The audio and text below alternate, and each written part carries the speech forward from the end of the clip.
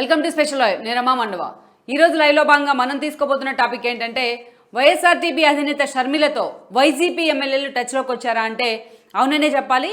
ఈరోజు అందరికంటే ముందు వరుసలో ఆళ్ల రామకృష్ణారెడ్డి లాంటి వాళ్ళు ఉన్నారు. నిన్ననే రాజీనామా చేసి వైసీపీకి బయటకు వచ్చిన పార్టీకి అండ్ దెన్ తన ఎమ్మెల్యే పదవికి కూడా ఆర్కే రాజీనామా చేశారు. అదేవిధంగా ఆయన షర్మిలతో భేటీ అయ్యారనే వార్తలు కూడా హల్చల్ చేస్తూ వస్తున్నాయి, అటు మెయిన్ స్ట్రీమ్ మీడియాలో ఇటు సోషల్ మీడియాలో. అంతేకాదు రేపు ఏపీ ఎన్నికల్లో కాంగ్రెస్ తరపున షర్మిల ఏపీ ఎన్నికల్లో కీ రోల్ ప్లే చేయబోతున్నారన్న చర్చ అయితే ఎప్పటి నుంచో ఉంది.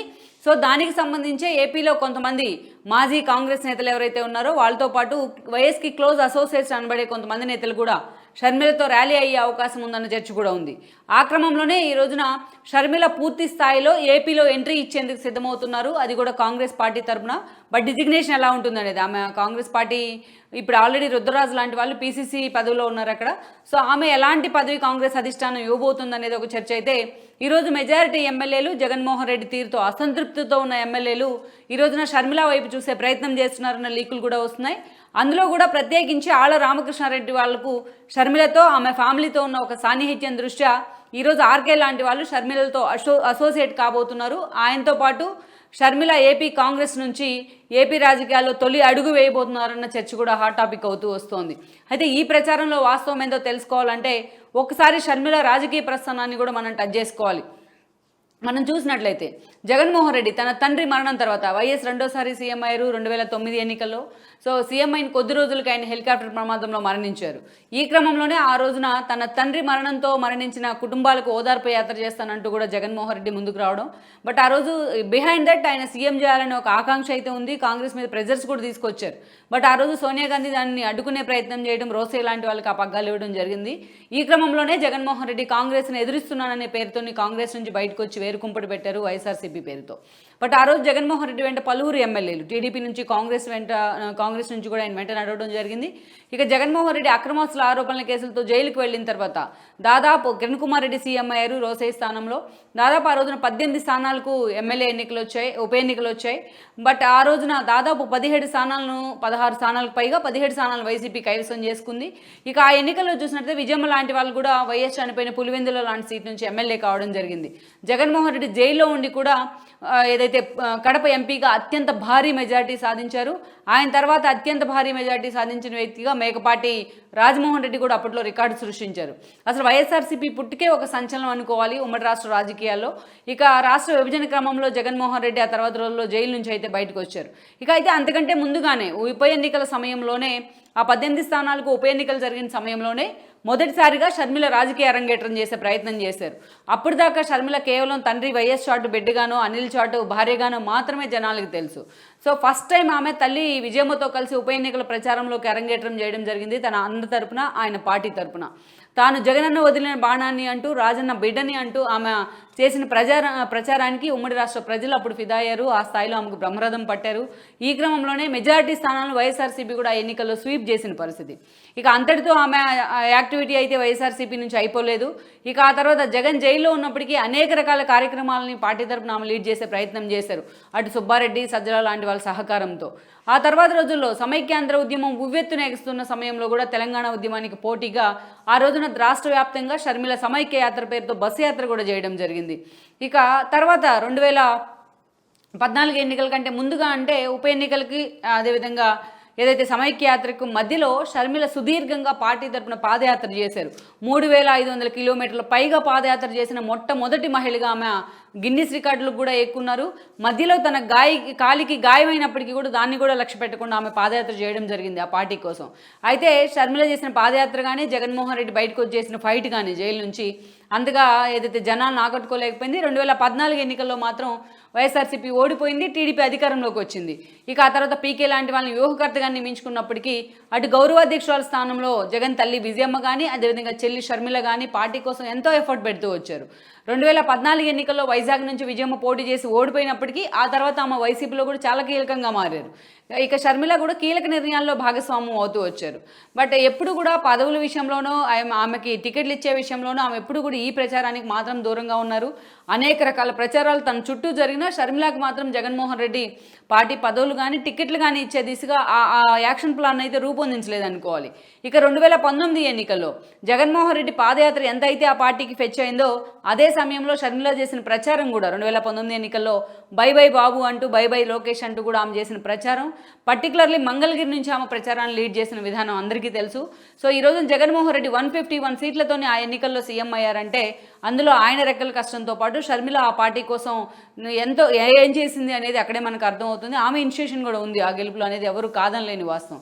ఇక ఆమె భర్తగా ఉన్న బ్రదర్ అనిల్ కూడా బ్రదర్ అనిల్ ఆఫ్ ఎవాంజలిన్ పేరుతో ఆయన క్రిస్టియన్ సంఘాలతో అసోసియేట్ కావడం కానీ మీటింగ్లు పెడతాం, వాళ్ళని టువర్డ్స్ వైఎస్ఆర్సీపీ వైపు మొగ్గేలా చేయడం, ఇవన్నీ కూడా ఆయన కూడా ఇనిషియేట్ చేసే ప్రయత్నం చేశారు. అయితే జగన్ సీఎం అయిన తర్వాత 1 సంవత్సరం పాటు ఆమె వైఎస్ఆర్సీపీలోనే ఉన్నారు. ఆ తర్వాత జగన్మోహన్ రెడ్డి మీద తీవ్ర స్థాయిలో వ్యతిరేకత వ్యక్తం చేస్తూ ఆమె తెలంగాణలో ఒక పార్టీని ఎస్టాబ్లిష్ చేయడం జరిగింది వైఎస్ఆర్టీపీ పేరుతోని. అయితే జగన్మోహన్ రెడ్డితో గొడవలు ఉంటాయి, ఆస్తి గొడవలు ఉన్నా, రాజకీయంగా పొలిటికల్గా కాన్ఫ్లిక్ట్ ఉన్నా ఏపీలో పార్టీ పెట్టాలి కానీ తెలంగాణలో ఎందుకు పార్టీ పెట్టారనే క్వశ్చన్స్ అయితే ఆమెకు ఎదురయ్యాయి. అయితే తాను తెలంగాణ కోడల్ని అని చెప్తూ తనకు అక్కడ పార్టీ పెట్టే రైట్ ఉందంటూ కూడా ఆమె మాట్లాడుతూ వచ్చారు. ఇక డే 1 నుంచి ఆమె బీఆర్ఎస్ని టార్గెట్ చేశారు. జనంలో తన వెంట ఎవరు ఉన్నా ఉండకపోయినా మాత్రం ప్రజా సమస్యల పేరుతో అధికార పార్టీని టార్గెట్ చేస్తూ ఎప్పుడు వార్తల్లోనే ఉన్నారు. ఇక అదేవిధంగా ఆమె ఇక డే టు డే గడిచే కొద్దీ ఆమె బీఆర్ఎస్ని టార్గెట్ చేసే క్రమంలో బీఆర్ఎస్కి కూడా షర్మిల ప్రత్యర్థిగా మారింది.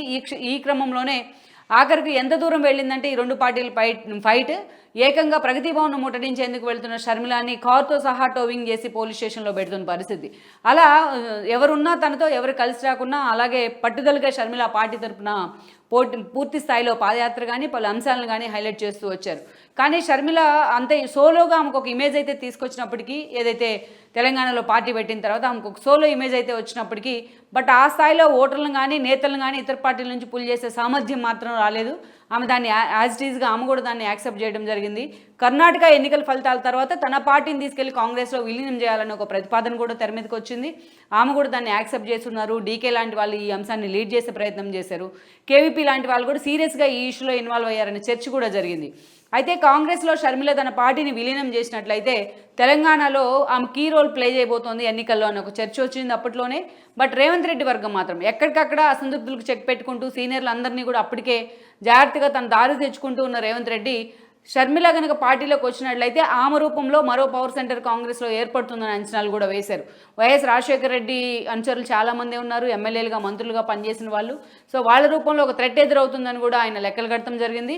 ఈ క్రమంలోనే షర్మిల పార్టీని కాంగ్రెస్లో విలీనం చేయకుండా తాత్కాలికంగా ఎన్నికల సమయంలో హోల్డ్ చేశారు. ఆమెను ఏపీ రాజకీయాల వైపే మళ్లించాలని ఒక స్కెచ్ కూడా వేశారు. అందులో పూర్తి స్థాయిలో రేవంత్ రెడ్డి అండ్ టీం కానీ డీకే లాంటి వాళ్ళు కానీ సక్సెస్ అయ్యారని అనుకోవాలి. ఇక షర్మిల కూడా ఆ ఎన్నికల్లో అటు ప్రియాంకను రాహుల్ గాంధీని కలిసి వచ్చినప్పటికీ తన పార్టీ విలీనానికి తాత్కాలికంగా బ్రేక్ ఇస్తూ మొన్న జరిగిన తెలంగాణ ఎన్నికల్లో తాను కాంగ్రెస్ పార్టీకే మద్దతు ఇస్తున్నాను, వైఎస్ఆర్టీపీ శ్రేణులంతా కాంగ్రెస్కి మద్దతు ఇవ్వాలంటూ కూడా ఒక పిలుపును కూడా ఇచ్చున్నారు ఆవిడ. ఇక తెలంగాణలో కాంగ్రెస్ అధికారంలోకి వచ్చింది, రేవంత్ రెడ్డి సీఎం అయి ఉన్నారు. ఇక షర్మిలకి సంబంధించి ప్రాబబిలిటీస్ అన్నీ కూడా ఈరోజు తెర మీదకి వస్తూ ఉన్నాయి. ఇక కేవీపీ లాంటి వాళ్ళ మంత్రాంగంతో షర్మిల పూర్తి స్థాయిలో ఏపీలోకి ఎంట్రీ ఇవ్వబోతున్నారనే చర్చ ఉంది. అవసరమైతే రుద్రరాజును పక్కన పెట్టి షర్మిలను పీసీసీ చీఫ్గా ప్రకటించబోతున్నారు కాంగ్రెస్ తరఫున అని కూడా అంటున్నారు. మరోవైపు చూసినట్లయితే ఆమెను సీఎం అభ్యర్థిగా ఆయన ప్రకటించి ఈ రోజున ముందుకెళ్లాలనే ఒక చర్చ జరుగుతోంది ఎప్పటి నుంచో. దానికి త్వరలోనే ఒక 1 వీక్లోనే పూర్తి స్థాయిలో కార్యరూపం కూడా కాంగ్రెస్ పార్టీ ఇవ్వబోతుందన్న చర్చ ఉంది. అటువైపు రాహుల్ గాంధీ అండ్ ప్రియాంక కూడా ఈ టోటల్ ఎపిసోడ్ని పర్సూ చేస్తున్నారని కూడా వార్తలు వస్తున్నాయి. ఇక అదే సమయంలో చూసినట్లయితే షర్మిలను ఏపీ కాంగ్రెస్లో అక్కడ పెట్టి ఆమెని అక్కడ ఇంపోజ్ చేసి లీడ్ చేయించడం ద్వారా ఈరోజు వైఎస్ఆర్టీపీలో ఉన్న ఒక అసంతృప్తులకు గాలం వేయాలని కూడా కాంగ్రెస్ పార్టీ ఆలోచన చేస్తుంది. గతంలో ఉన్న ఒక వైఎస్ అనుచరులంతా కూడా జగన్ మీద ఉన్న ఒక అసంతృప్తి, అక్కడ టికెట్లు రావనే ఒక ఆందోళన, ఇలాంటి కారణాలతో పార్టీ వీడేందుకు కొందరు సిద్ధంగా ఉన్నారని ప్రచారం ఉంది. ఇలాంటి సమయంలో షర్మిలను ఒక ఫేస్ రూపంలో పెట్టి కాంగ్రెస్ అక్కడ రాజకీయాలు చేసే ప్రయత్నం చేస్తే ఏపీలో చాలామంది వయసు మీద అభిమానం ఉన్న వాళ్ళు, గతంలో కాంగ్రెస్ నుంచి పూర్తి స్థాయిలో వైసీపీ జెండా కప్పుకొని ప్రజెంట్ మంత్రులుగా ఎమ్మెల్యేలుగా కొనసాగుతున్న వాళ్ళంతా తిరిగి ఆ ఫ్యామిలీ వైపు అంటే షర్మిల వైపు చూసే అవకాశం ఎక్కువగా ఉంటుంది.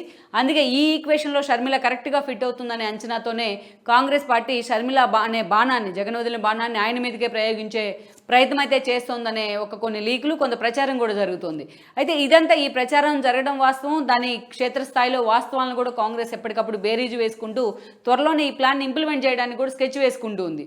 అయితే ఇలాంటి సమయంలోనే వైసీపీ అసంతృప్త నేతలు షర్మిల వైపు చూస్తున్నారన్న కొన్ని వార్తలు, కొంత సీరియస్ ప్రచారం జరుగుతోంది.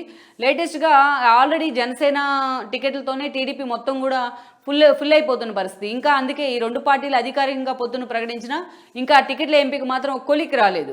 ఇక చంద్రబాబు నాయుడు కూడా లేటెస్ట్గా మీడియాతో మాట్లాడుతూ వైసీపీలో టికెట్ ఇవ్వని కారణంగా ఇక్కడికి వస్తే మేము వన్ సైడెడ్గా టికెట్లు ఎలా ఇవ్వగలం అంటూ కూడా ఆయన ఒక కీలక కామెంట్ చేశారు. సో ఇలాంటి పరిస్థితుల్లో అటు బీజేపీ చూస్తే 100 కన్నా ఎక్కువ ఓట్లు సాధించే సిచ్యువేషన్లో ఏపీలో బీజేపీ లేదు. అందుకని ఇలాంటి సిచ్యువేషన్లో ఈ రోజున తిరిగి అటు వైసీపీలో అసంతృప్తులు కానీ, అదేవిధంగా వైఎస్ ఫాలోవర్స్ కానీ, జగన్మోహన్ రెడ్డి మీద ఆగ్రహంతో ఉన్న నేతలు కానీ ఈరోజు షర్మిల వైపు చూసే అవకాశాలు ఎక్కువగా ఉన్నాయంటున్నారు. అది కూడా నిన్న మొన్న కాంగ్రెస్ పార్టీకి ఏదైతే వైఎస్ఆర్ కాంగ్రెస్ పార్టీకి రిజైన్ చేసి తన ఎమ్మెల్యే పదవికి కూడా రిజైన్ చేసిన ఆళ్ల రామకృష్ణారెడ్డి, మంగళగిరి ఎమ్మెల్యే ఆయన, ఆయన ఈ రోజున పూర్తి స్థాయిలో షర్మిల వైపు నడిచేందుకు సిద్ధమవుతున్నారని కూడా చెప్తున్నారు. ఆళ్ల రామకృష్ణారెడ్డికి షర్మిలతోని విజయంతోని ఒక క్లోజ్ అసోసియేషన్ అయితే ఉంది. ఎప్పుడు గుంటూరు వచ్చినా షర్మిల మంగళగిరి ఆర్కే ఇంట్లోనే ఉండడానికి వాళ్ళు ఎక్కువ ప్రయారిటీ ఇచ్చేవాళ్ళు. అదేవిధంగా మనం చూసినట్లయితే 2019 ఎన్నికల ప్రచారంలో కూడా మంగళగిరి నుంచి ఆర్కే తరపునే మొదటిసారి షర్మిల ప్రచారాన్ని కూడా షురూ చేయడం జరిగింది ఆ రోజున. ఆర్కే ఆ స్థాయిలో ఒక క్లోజ్ అసోసియేషన్ ఇది ఉంది. ఎందుకంటే వైఎస్ హయాం నుంచి వైఎస్తో కూడా ఆ స్థాయిలో ఆర్కేకి మంచి గుడ్ రిలేషన్స్లోనే ఉన్నాయి. అప్పటి నుంచి ఆయన విజయం గుడ్ లుక్స్లో కూడా ఉన్నారు.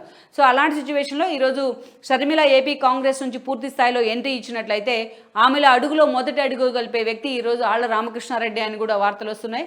ఇక త్వరలోనే ఆళ్లబాటలో మరికొంతమంది నేతలు బయటికి రాబోతున్నారన్న ప్రచారం జరుగుతున్న పరిస్థితుల్లో వీళ్ళందరిలో మెజారిటీ నేతలు ఒక 7-8 మంది ఎమ్మెల్యేలు వైసీపీ నుంచి షర్మిలతో టచ్లోకి వచ్చారు. వాళ్లే స్వయంగా కాంగ్రెస్ పార్టీ తరపున ఇనిషియేట్ చేయాలని కూడా షర్మిలని ఏపీకి ఆహ్వానిస్తున్నారని చర్చ ఉంది.